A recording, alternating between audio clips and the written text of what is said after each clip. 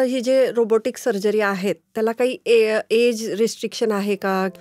Robotic surgery ज्यांना joint replacement ची गरज आहे अशा सगळ्या लोकांमध्ये रोबोटिक सर्जरी करता येते. पेशंटचा मेडिकल फिटनेस जर असेल सर्जरीसाठी तर age is just a number. म्हणजे एखादा 50-60 वर्षाचा माणूस पण मेडिकली अनफिट असू शकतो सर्जरीसाठी आणि एखादा 100 वर्षाचा माणूस पेशंट म्हणजे जे आहेत ते फिट असू शकतात. आजींचं ऑपरेशन केलं ते जवळपास त्यांचं वय 99-100 वर्ष होतं. अरे बापरे. आणि खुप्याच्या सर्जरीज बाहेर केल्या होत्या त्यांनी.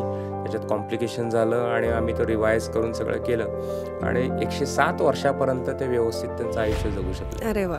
एक बाबा आहेत ज्यांचं 99व्या वर्षी एक खुबा मी चेंज केला, फ्रॅक्चर होतं म्हणून.